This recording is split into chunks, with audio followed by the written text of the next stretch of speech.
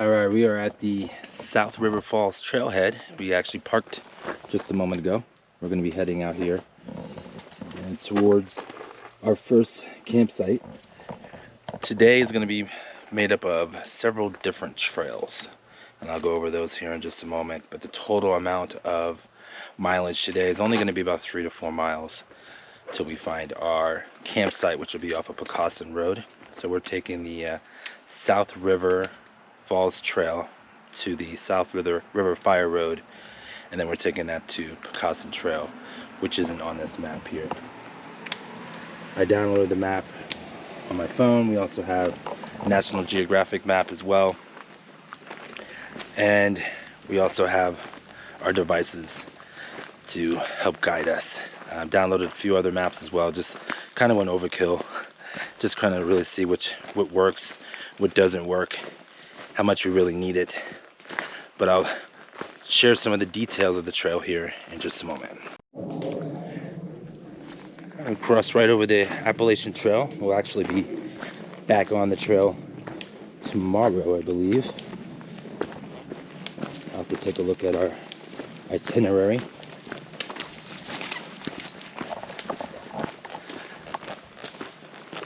So as we do on all of our trips, we leave our itinerary with some friends and family, and this time I actually left the itinerary in the car just because it's such a long time away. Since it's 5 days, typically if it's overnight, it's not a big deal, but we have multiple stops, multiple campsites that we're going to be visiting, which means that more opportunity to get lost. So we definitely needed to share where we are intended to be.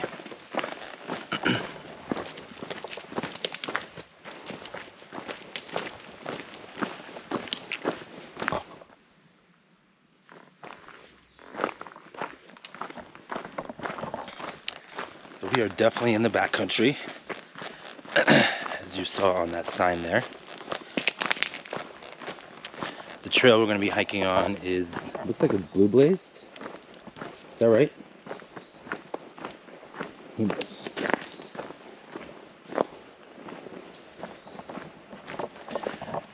So as I said before, we're going down South River Trail for about 1 mile before we get to some falls, so hopefully get some good views there, and then we have about another 2 miles from there on a couple other trails to get us to Pocassin Trail, where we should be able to find some campsites over there.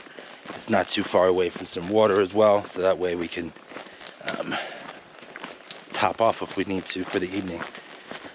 But we're looking at hopefully getting to camp right around 6:30, 7 o'clock. So that gives us ample time to get set up. Again, we started late like we typically do. The weather right now is pretty perfect. It is overcast. There is supposed to be some storms rolling into the area tonight and possibly tomorrow morning. So we'll keep an eye on that as well. But right now it's just a little bit humid. But the trees and the green tunnel, as they call it, certainly helps.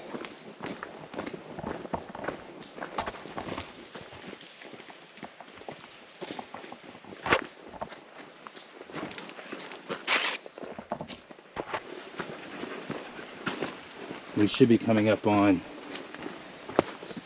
the fire trail here shortly.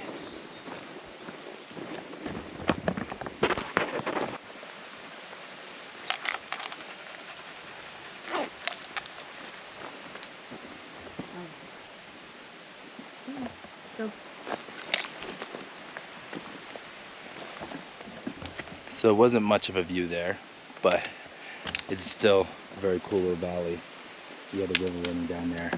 I think when it's maybe not as overgrown, you might be able to get a better view of everything, but right now it's the middle of summer, so everything is green. Second time we've heard it from falling. Yeah. Why don't they come down trees over there? We've met a few people on the trail thus far. I think that's one of the coolest parts about hiking. It's the people you run into, some of the quick conversations you have. Typically people are out here all for the same thing, just to get away, enjoy some nature. And it appears that we've gone to the uphill portion of our adventure. Is there an uphill? It's going to be up and down. There isn't much elevation gain, Ebb and flow? but there is ups and downs.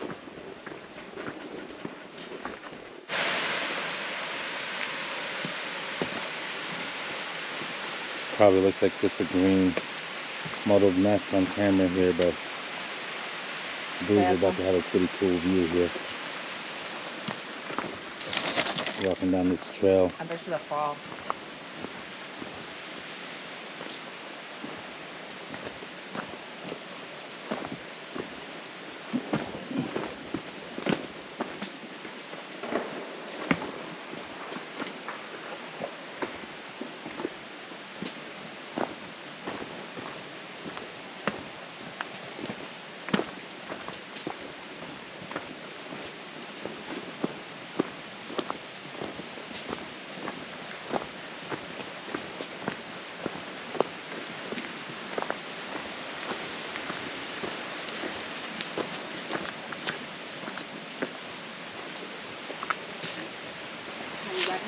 Yeah, go, come here.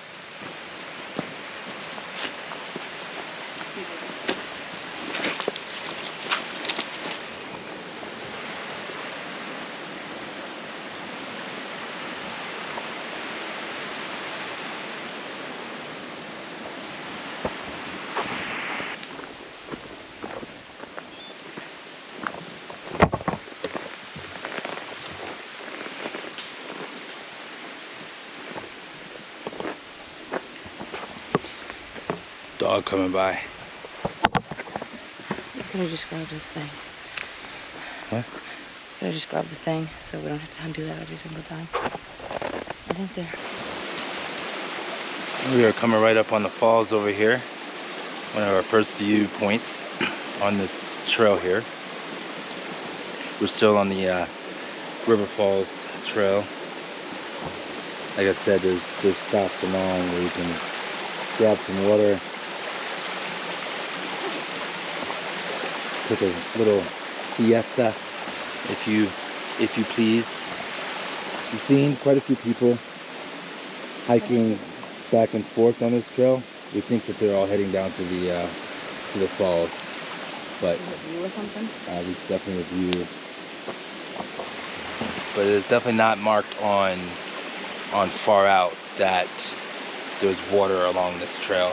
I mean, it makes it seem like you can't find water for miles, and it's literally like an unlimited supply as you're walking along this trail. So it's good to know for next time. And certainly when you're hiking on the AT, that's good to know too. They've got these little inlets where you can come in and just come in and have lunch if you want, chill out. It's really pretty over here.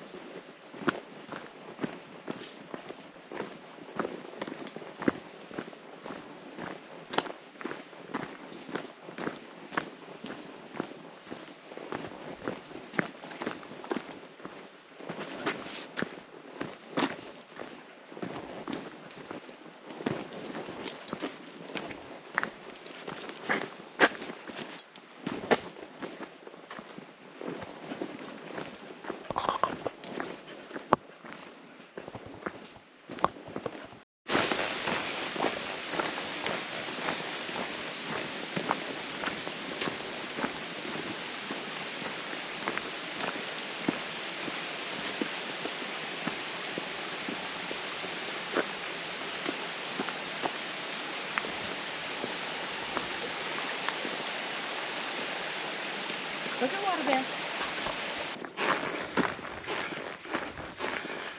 All right, looks like we are hiking the right way here. We're hiking towards South River Fire Road.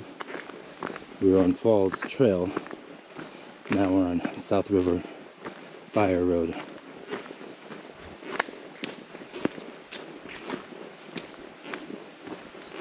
It's a little humid out today. And like I said, we've gotten to that uphill portion of the hike.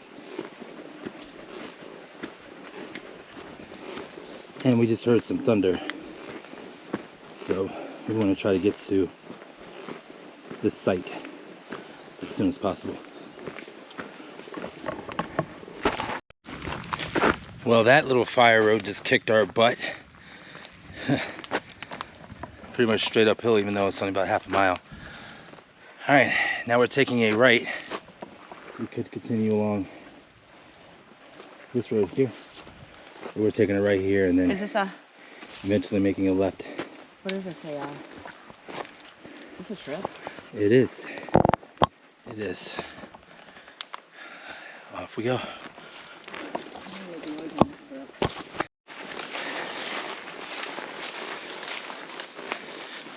So you can see our trail has changed a little bit here on the South River Falls Fire Road.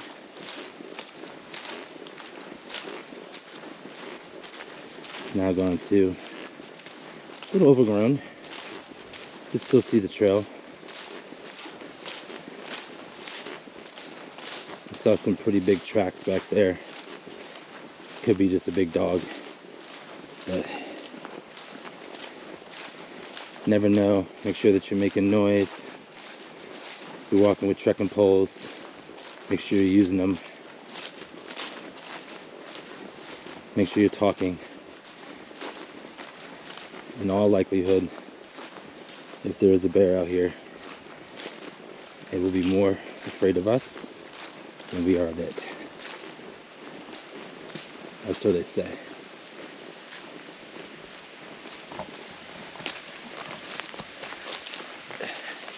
So far it's very beautiful out. Looks like this storm that was rolling through is doing just that, just rolling through. We're not getting any real rain. Looks like the wind picked up a little bit, but that's it. Hopefully we'll be to camp here shortly, and that way we can get inside the tent before it does start raining.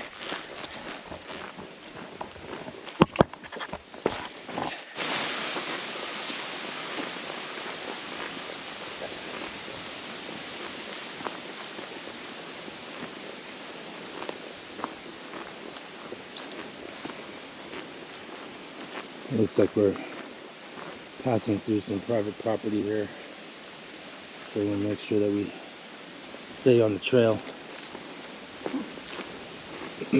That's what all of these signs here say.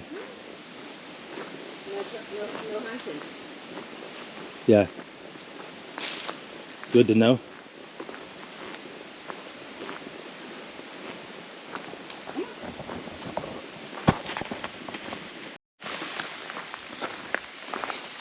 So the one thing about hiking on the Appalachian Trail is it all is one big trail. I mean, I'm sure there's going to be some parts where it's going to be difficult to follow.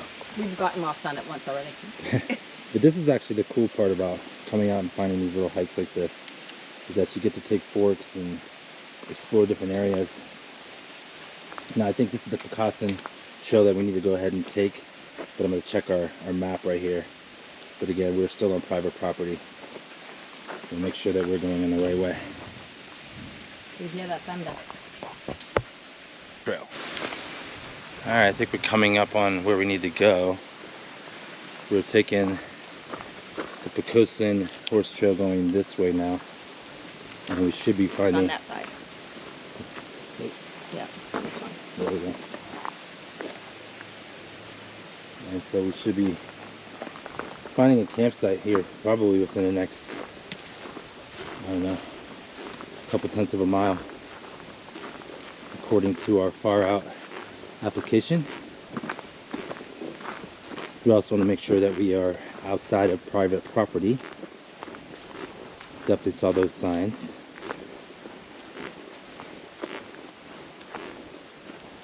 We don't want anybody to have a problem with us on their property.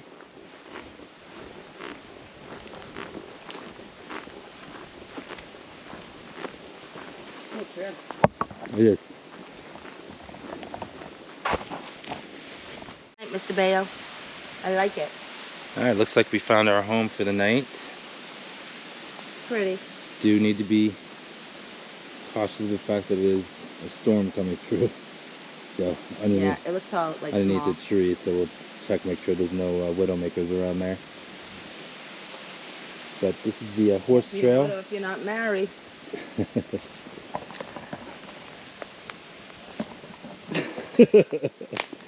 Alright, so this is where we're going to be camping out for the night.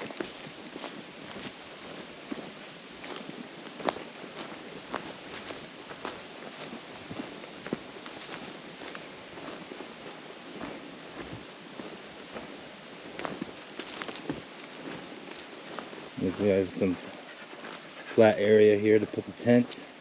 There's definitely people use this all the time, huh? Yeah. Looks like there's probably some more areas that we can explore in, but this would certainly work. Yeah, we'll get it set up and Yeah, we'll looks set it like up this and is we'll show you what it downhill. looks like. Okay, we have found our campsite for the night. Got the Not tent too all shabby. set up. It is 6:49 p.m. So we are in here just in the nick of time before it starts to get dark out here. Definitely want to get it all set up. We're gonna go ahead and eat, and if we have time, maybe go try to find some water. But if not, we'll be up early tomorrow anyways, and we can get water in the morning. But right now, it looks like it's going to be a weather-free evening. The storm that was sounding like it was coming through has passed on through now. So as far as today, let's see, what does our stats tell us for today? So we did over 3 miles. Didn't expect to do much more than that today. We knew that we were going to be coming in and just getting to the first campsite as quickly as possible, which allowed us to definitely sleep in a little bit later than we had originally intended to. All right, so for today, I don't have any internet connection, so I can't give you the exact stats on anything, but it was 3.2 miles that we ended up doing. I don't know the elevation gain. Feels like the last mile and a half was pretty much just straight uphill. Yeah, that kicked our butt, but we're definitely grateful for being here. There is no water right here at this campsite, so if we want to go get some, we're gonna have to go find it.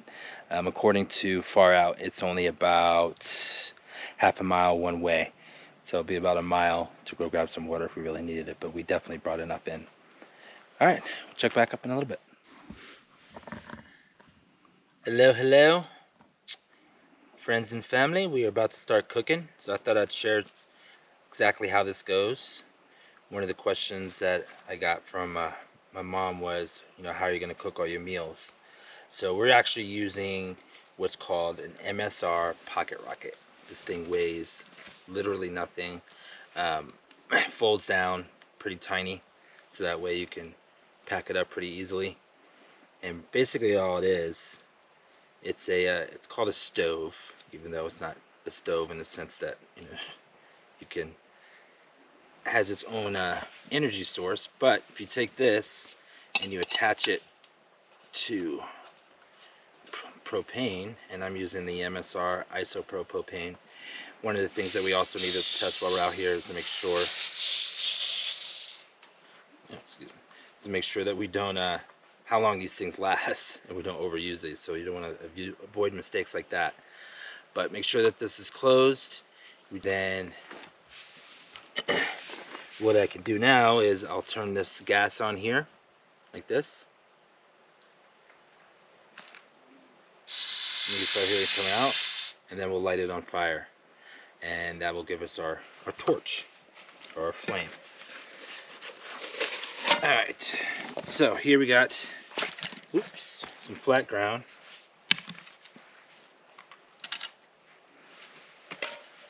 I'm gonna come down here. We got some flat ground. We got our pocket rocket on top of our propane there. Turn on the gas here. And then use a lighter. Turn that down. Alright.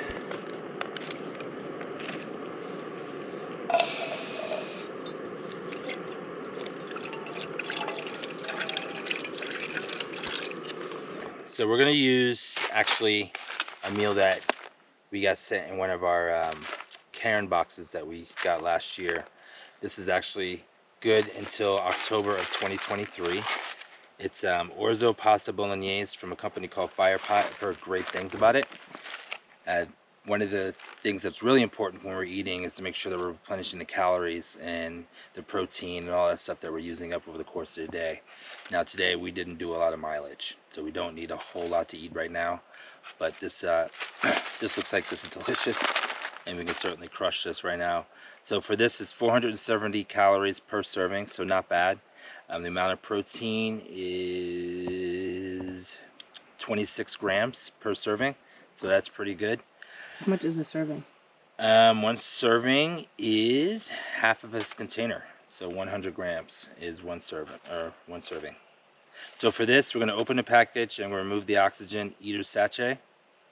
Then we're going to pinch the pouch at level 6 to mark the correct water level. And then we're going to pour in 2 cups of boiling water up to level 6. This is actually pretty intense. Mostly everything else just says cover with water and stir. So we'll check to see how this goes. We'll get the water boiling here in just a second. Alright, we've got a really hot water right here. Got our bag of the Firepot pasta over here, which is the orzo pasta bolognese. And it says to pinch the pouch at the level 6 to mark the correct water level. So that would be right here. I guess I'm... Oops. Guess we're not using that water anymore.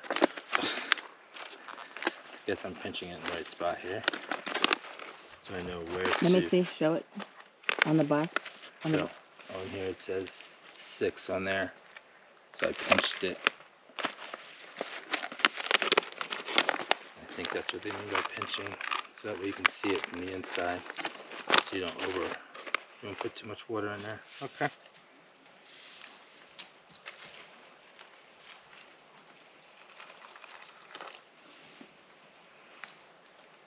I think that's it.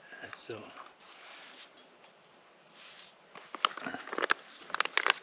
it says to stir well, seal, and let stand for 16 minutes before eating. Alright, I could do that. We're going to stir this well.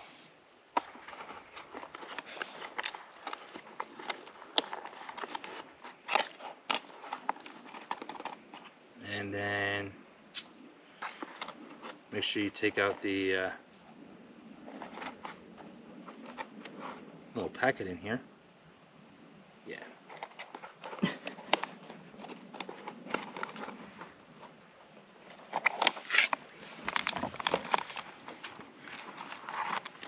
Having some trouble. There we go. Yeah, you probably want to take that out of there too. What does it say? It's the do not eat. Yeah, so I guess it's some type of either oxygen reducer or suck some of the moisture out. You're just making that shit up, aren't you? No, well, when we dehydrate all of our food at home, a lot of the blogs and stuff that I've been reading says that you can put some like the oxygen reducers inside there, which will help, but it's a different way of doing it. We're doing it by actually putting the food into the jars and then conditioning it and seeing if there's any moisture after a week or so. So this needs to sit for about 15 minutes and we'll let you know what it tastes like when it's all rehydrated. Alright, so it's rehydrated somewhat. Looks like we probably could have let it go for a little bit more, but looks like we could have also put a little bit more water. So the full 2 cups could have gone in here, even though it didn't. It would have been over the number 6, the full 2 cups. Definitely would have done it. As far as flavor though, it's pretty good. Definitely could use a little bit of salt. But other than that, I think it tastes good. What do you thought? I like it. Yeah. I wish I could eat it. Yeah. All right, done filming so we can eat.